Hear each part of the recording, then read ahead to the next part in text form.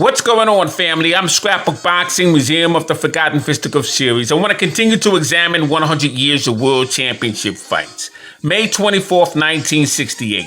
Number one light heavyweight contender Bob Forster knocks out world light heavyweight champion Dick Tiger with a brutal left hook as Mark Kahn, referee, stops the contest 2 minutes and 5 seconds of the fourth round. It was one of the most brutal left hooks ever thrown in boxing history, and the results would show from it. As Bob Forster would stand in the neutral corner, and Dick Tiger would look as though he was trying to get a good view of the fight himself, because the only thing that was able to move was his neck up. His head was moving around like a piñata, one of the most frightening scenes that the fans and spectators would witness. Now, this bout was for the WBC-WBA World Light Heavyweight Championship belt. 11,547 gross, $113,728. The gate was $107,000. Bob Forster earned 60% of that gate. He would bring home $79,200, while Dick Tiger would earn $100,000 as champion. On June 22nd, 1960, Dick Tiger would lose his British Empire Middleweight Championship belt to Wilfred Green in Edmonton, Canada. 15-round loss. Bob Forster, his name was Robert Lloyd Forster. He was born April 27th, 1942, in Borges, Texas. He would die November 21st, 2015. He was 77 years of age at the time of his death, and he would reside in Albuquerque, New Mexico. I had the pleasure of meeting Bob Forster. He was the sheriff in New Mexico. He had an awesome jab, one of the most wicked jabs that you can find in the light heavyweight division. Now, he fought from 1961 to 1978. He had a total bout career of 65 fights, 56 wins, 8 losses, 46 knockouts, and 1 draw. He was in the ring with fighters such as Ernie Terrell, Eddie Carton, Mike Quarry. And we're going to see that fight with Mike Quarry because I want to see if that was a more brutal knockout than the Dick Tiger fight. I want to make that comparison. Because both of those fighters were pretty decent fighters. Dick Tiger was an awesome fighter, but they would be hit with the same left hook, and the results would be similar. Bob Forster was also in the ring with Zara Foley, and Joe Frazier, Doug Jones and Muhammad Ali, Henry Hank and Roger Rouse. And Bob Forster was 30 years old. He stood 6'3". He weighed 173.5 pounds. He had a 79-inch reach and had a record walking into this fight of 29 wins, 4 losses, and 23 knockouts.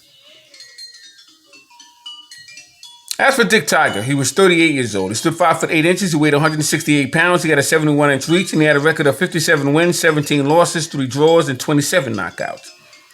He would be in the ring with fighters such as Rory Calhoun, Randy Sandy, Ellsworth Spider Webb, Joey Giardello twice. He had a beautiful fight with Joey Giardello. Randy Sandy, Gene Ace Armstrong, Harley Mims.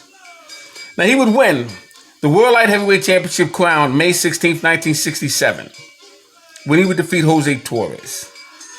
He would take out Mike Quarry, June 27th, 1972, 4th round knockout. We're going to take a look at that fight, but we're going to take a look at the brutal KO destruction between light heavyweight champion Dick Tiger and number one ranked light heavyweight contender Bob Forster.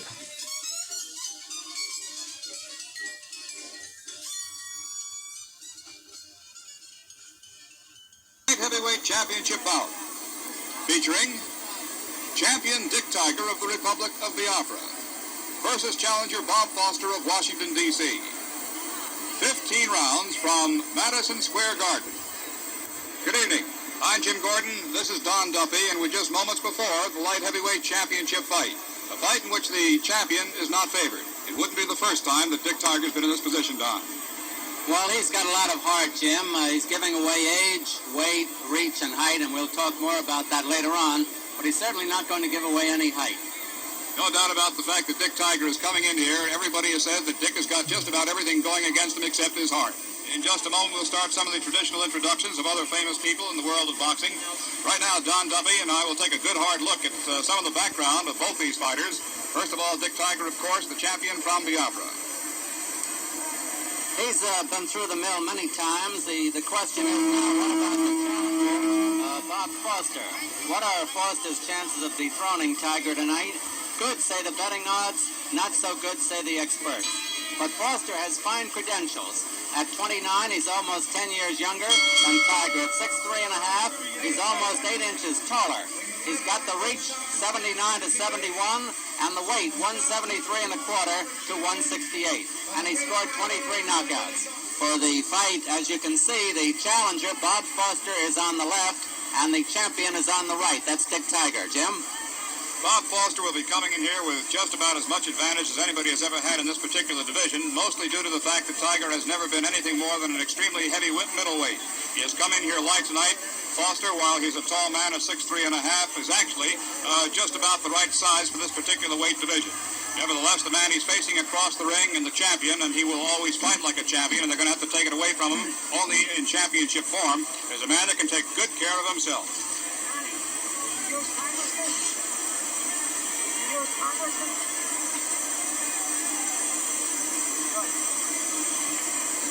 All right, Johnny Addy is standing in the center of the ring as we look at Bob Foster, keeping warm, keeping loose. And here's Johnny Addy. Ladies and gentlemen, here are the ring officials assigned by the New York State Athletic Commission. The judges, Arnie Idala and Tony Castellano. The timekeeper, Fred Abatello. Counting for the knockdowns, Zach Clayton. And the referee for the main event, Mark Kahn. 15 rounds for the light heavyweight championship of the world.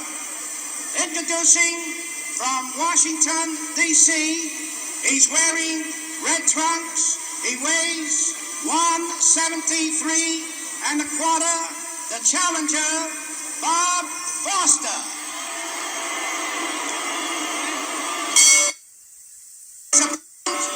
From Biafra, wearing blue trunks.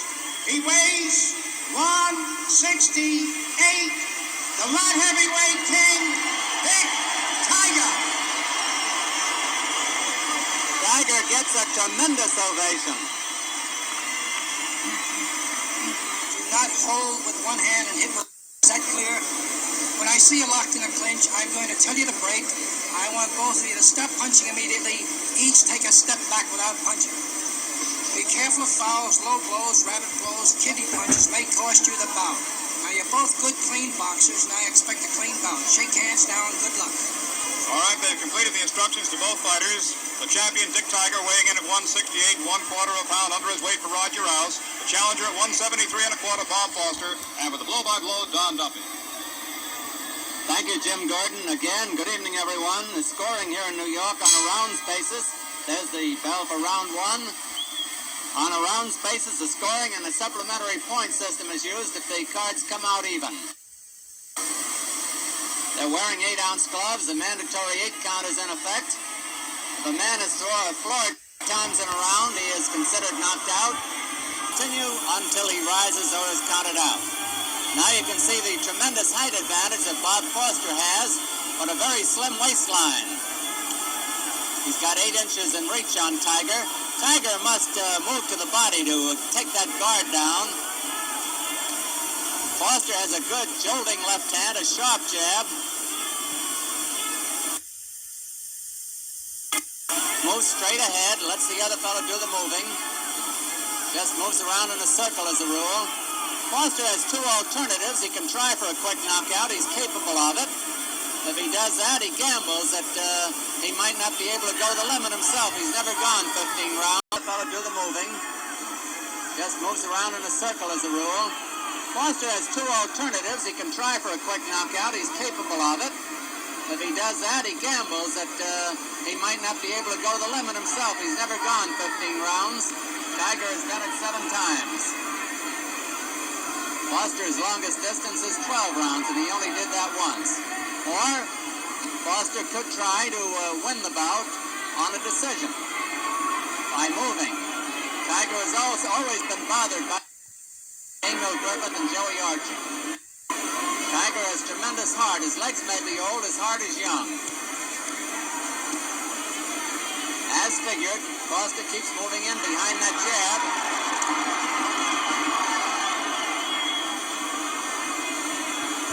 Tiger is practically dwarfed under the bigger man, especially when he crouches.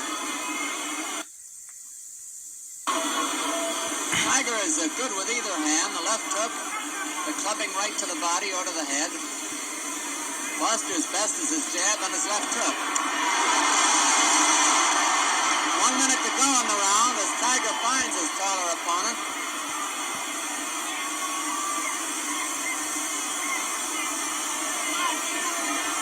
When Foster opens up, he'll do it with combinations. Beautiful hook Tiger's good that was thrown by Dick Tiger. Now, here's the problem with Dick Tiger. He's trying to fight a taller man from the outside. This puts me in mind of Sam Langford, who was the exact same height as Dick Tiger, and Harry Wills, who was about the same height or a little bit taller than Bob Foster. And Sam Langford would be in the ring with Harry Wills 22 times. He would win twice and lose 6 times. There would be 15 no decisions. 10 seconds left in this round. But he fought him on the inside, and this is the way Dick Tiger should be fighting Bob Foster. There's the bell. Round 2 of this light heavyweight championship bout. Bob Foster, much the taller of the two, from Washington, D.C. Dick Tiger, a lieutenant in the Biafran Army, defending his light heavyweight title. Referee is Mark Kahn.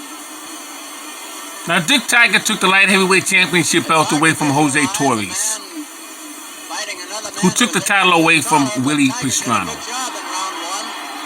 who would get that title from Harold Johnson.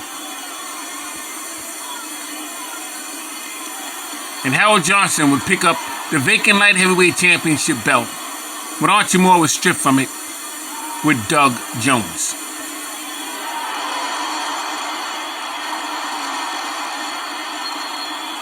They wondered if Tiger could punch up. He is doing it very well. Now the question is, can Foster punch down?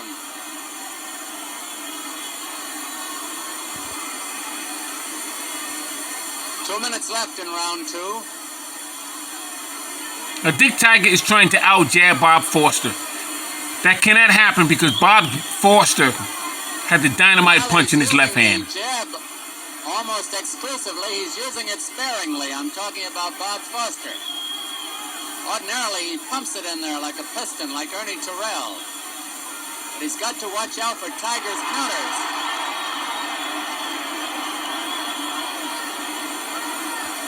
Bob Foster wants Dick Tiger to get closer to him, so he'll give him a false sense of security by pouring with the jab. He doesn't want to threaten Dick Tiger with the jab. That's why he's not pumping out the jab. Those jabs are barely getting in on the nose.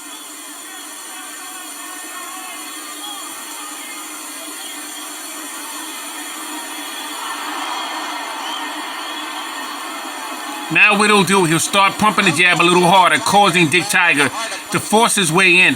When that happens, he'll have some short inside artillery waiting on him, as you'll see in the 4th round.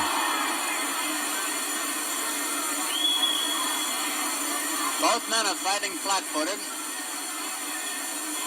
Referee is up on his toes.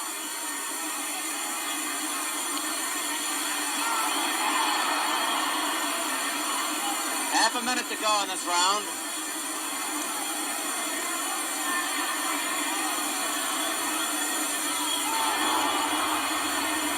Bob Foster has red trunks, and Dick Tiger has blue trunks. 10 seconds left in this round. Tiger putting on another surge.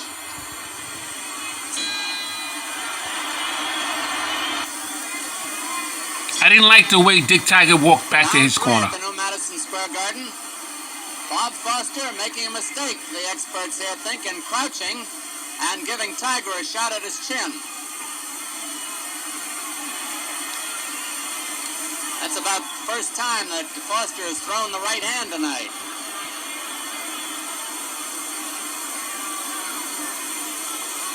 Foster is now throwing harder punches.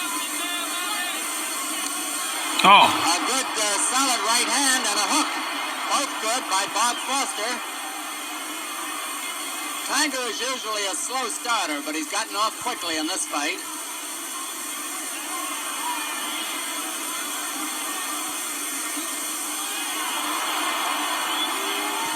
Dick Tiger's pulling out with his head back. Slipping. Chin exposed.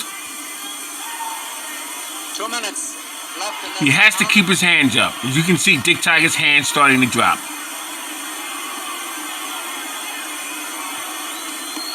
Oh, good 1-2 Now Foster by Bob seems to Foster. be coming on behind that jab.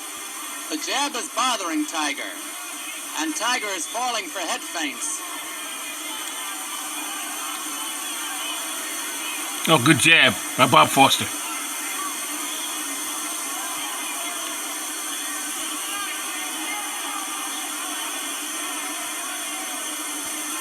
Both boys are perspiring freely under the hot ring.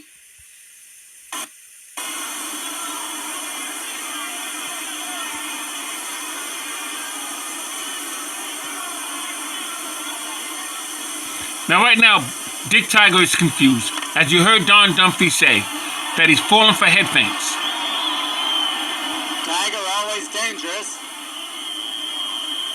And when you're a cornerman and you see a fighter doing that, Minute you left must in be this worried. round. Because that means he's off his game plan. He's now reacting to the fighter. Foster looked as though he were ice skating a moment ago.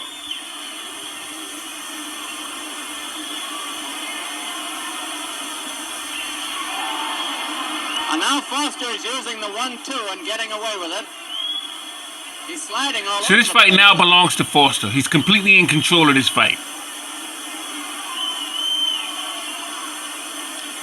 That all started happening when Foster started giving jab conviction.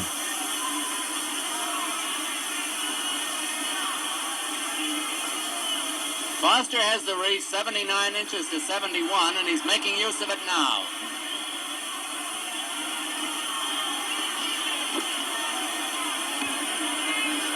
Ten seconds left in this round.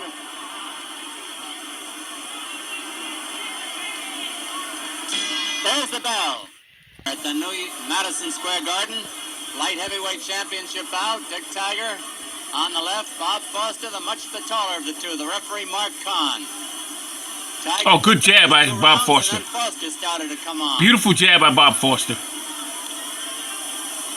Foster Tiger has no head movement. long height, sharp jolting jab, and making him a tough customer now. He's hitting harder with the jab.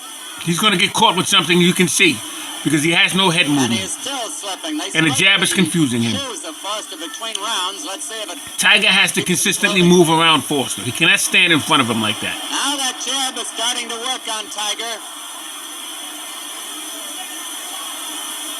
He's moving because Foster's moving. He has to dictate the pace of this fight, or he will get caught with a 8 punch. inches taller. Could very well hit below the belt unintentionally and cost himself. No sweat that time.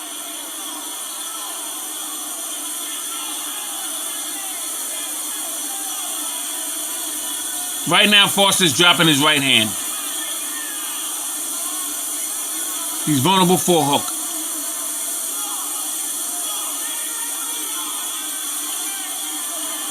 Now both hands are dropping of Bob Foster. I'm sorry, of Dick Tiger. Both men are perspiring so freely, they're making the ring circus. Dick Tiger has absolutely no defense at this point in time. And consequently, both are starting to slip now. Look at where the hands are of Dick Tiger.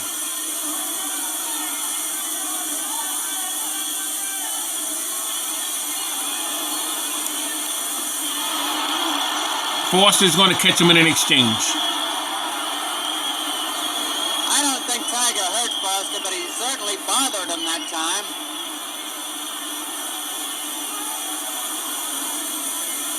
A minute to go in the round. Oh, caught him with a right hand. Beautiful punch thrown by Bob Foster. Oh, Dick Tiger's going to get caught with a punch because his hands, both hands are down. Oh, God. Tiger is down. Tiger down. He's completely out. 6, 7, 8, 9. He's Oh, my going to God. make it. Bob Foster is the new light heavyweight champion of the world. I have to see that left hook again. A minute to go in the round.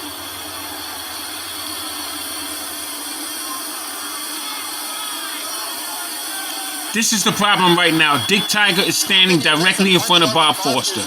And in exchange, he drops his hands. He's going to get caught with a left hook as he just did. That was a perfect left hook thrown in a sequence that way. There's no way in the world man should be getting up from this. And you can see the heart of Dick Tiger.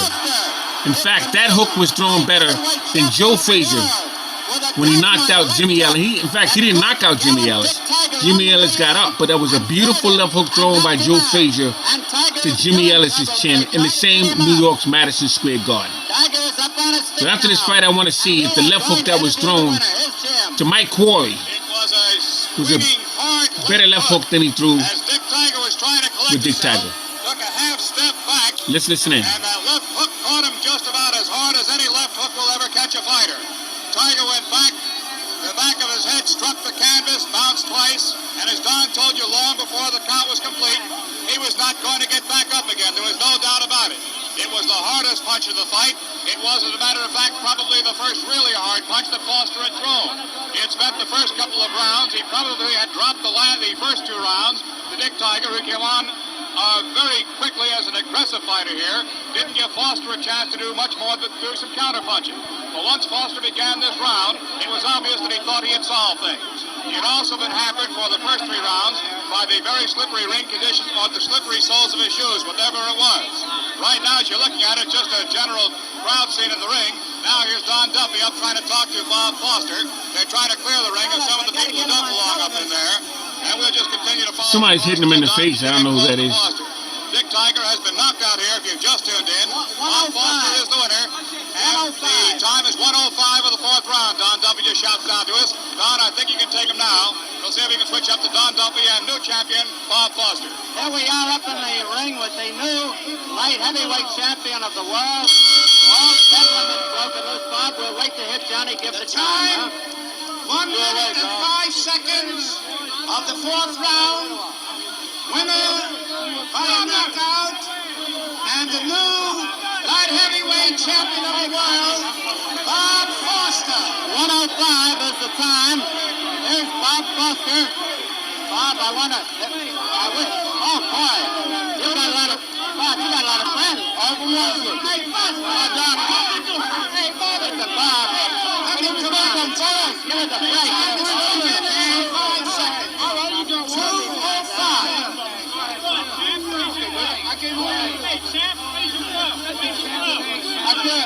The time was 2 minutes and 5 seconds of the fourth round. That's the actual time. Stop at the knot. The stoppage by Mark Kahn, referee. 2:05 of the fourth round. Can we get quiet a second here, Bob? Let him talk. Bob, tell us how you set up Tiger for that punch. Tell us how you set him up. Well, I kept doing a lot of jabbing, you know. Be nice. And, Please leave the I was watching Tiger. He was ducking into a right uppercut. Go ahead. So after I boxed around with him a little bit, and so I'm ducking into the right uppercut. Just a matter of time, I just threw the right uppercut and the left hook behind it. The same thing over and over again. Did he hurt you at any time? No, he never did. That was the first real hard punch you threw, wasn't it? Yeah, I was setting him up just for one good shot. Well, Bob, I want to congratulate you and good luck to you. What about the plans, Bobby? Don, I'd like to say hello to my friend and my player, King We don't have time for that, Bobby. What are his plans? We're just going to wait and get a good rest, and then we go on and think about fighting anyone.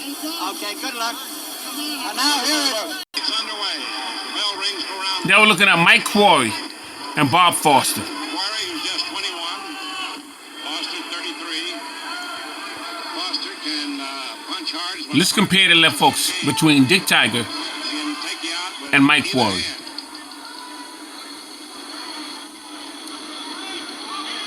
One of the interesting things about the Foster style of fighting is watch that right foot. He kind of plants it like a guy is about to take a cut at a baseball. He plants it because he wants to get all the power that he can into those punches that he throws. That's why sometimes he doesn't move very gracefully either back or to the left.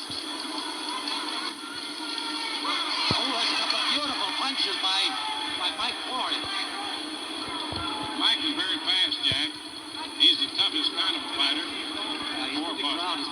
beautifully. He's keeping Foster off balance, as we talked about earlier. Now, Mike Quarry's brother, Jerry Quarry, is also on this card. Foster thought he... Foster seems to be biding his time, though. He's waiting. There's a nice right uppercut by Bob Foster, and he misses for the left jab.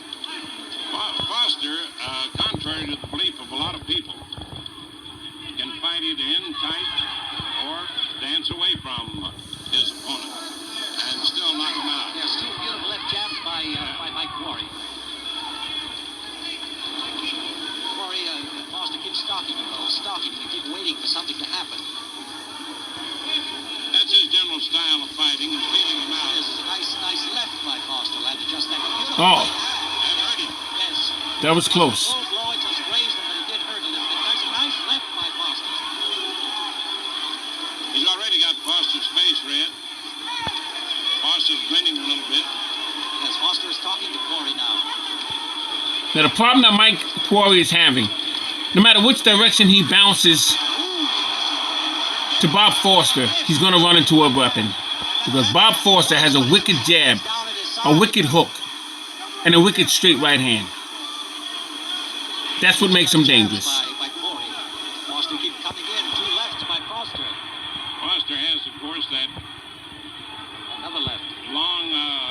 long range over Foster. I can stay away from him and still hit him. He just did. Good jab thrown by Bob Foster.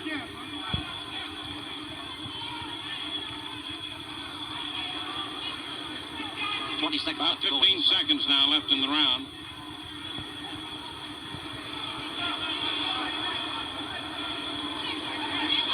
Oh, beautiful jab.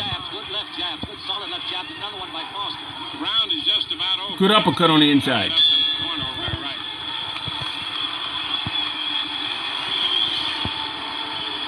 Mike Quarry, just 21 years old. As you can see, Jimmy Ellis, The youngest ever to fight for the title. 28th And one. he doesn't seem to be the least bit befuddled, Jack. I don't think so. I think he stood in there and perhaps stood in there a little too bravely. I hope he doesn't overdo it. This is all the fear that they have for Mike, because sometimes he tends to do that. They were hoping that he would box more and not try to slug, which he did a couple of times. But I think he did beautifully in that round.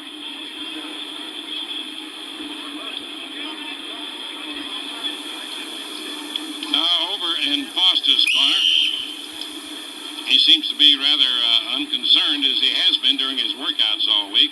He was ready to fight 3-4 days ago. Yes, Foster's in there stalking all the time, like a guy who knows what he's doing. Oh, good jab. Good job, yes. Another one. Couple of lefts. Mike dancing around. A moving target. Oh, He was stuck that time by Foster. Foster likes to bob and weave and duck, trying to move in close. Yeah, we've got to look for that jab. That jab, there it goes by Foster. Couple of That nice jab. jabs. There's another one, 2, 3, 4. beautiful jabs But thrown he's got to watch his things. He's got to slip. If he doesn't do that, by Bob Foster. It will look pretty bad for Mike Quarry. He lifts with misses with a kind of an awkward left hook, and then he gets hit with another left jab. Foster got in a couple of good lefts then. Got in a good right to the midsection. Foster isn't getting in tight. He doesn't want to, really, because he's a better puncher from outside. Quarry, too, is trying to stay outside. There's a couple of left by Quarry and the left by Foster. Mike's trying to hook him.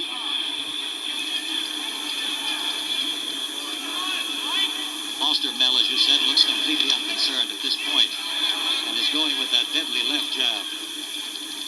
Waiting, and stalking all the time. Nope. How he goes to the midsection, comes right back to the face. Well, he's a man who's had 40 or 42 knockouts. There's a good left. Oh. Right hand, it just grazed. It wasn't solid, but it did hurt.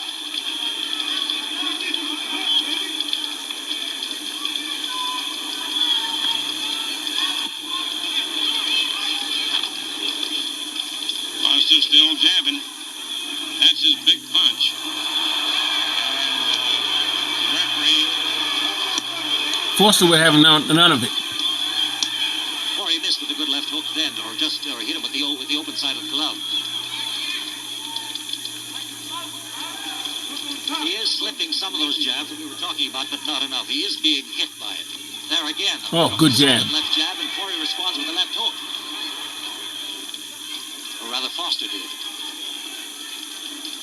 Another jab, and another jab, and another jab. He's throwing that jab like the deadly fighter that he is. Bob Foster reminds me a lot of Larry Holmes. Just a little bit now. And his jab. Oh, beautiful right uppercut thrown by Bob Foster. And his ability to control his opponent with the jab. He's blocking a lot of Old school training of Bob Foster. He has a very good trainer.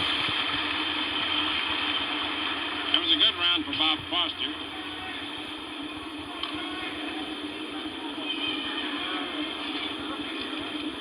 Jack, would you like to take this slow-mo of Foster in action? Yeah, here we go. There's the jab. There's that jab by Foster. He's doing that. Here comes a low punch to the body. There it is, right in the... Oh, beautiful combination. Almost hit him solidly. If it had been a solid... Very nice. Might have been. Like Quarry was going away from it. Then took some of the power out of the punch. Now, have you noticed the interview that Bob Foster would give to Don Dumpy in the Dick Tiger fight, when he was asked what was the punch that actually knocked him out? He told him when he feigned with the right hand and came back with a left hook. That's how you're taught to set a man up.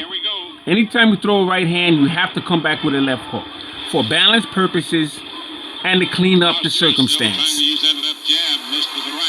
And it would later be called the clean-up left hook. But that saying was used back in the 20s. A clean-up left hook. He dances in and out nicely. And that's old school training. He does everything nicely. That's a nice left jab by Quarry there. They've been yelling from his corner to Quarry to keep using that left jab. Notice how he dances around trying to... Oh, beautiful jab by Bob Foster. Well school technical fighter. There's a beautiful exchange of left jabs. Two more by Foster.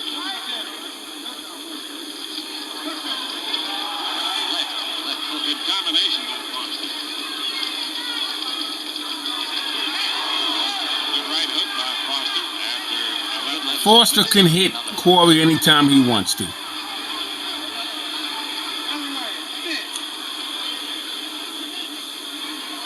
Quarry's having trouble with that left jab. It's tough to get away from. And there's a nice uppercut to the body. Foster missed the one, but that left jab is the thing, like a snake coming out there all the time.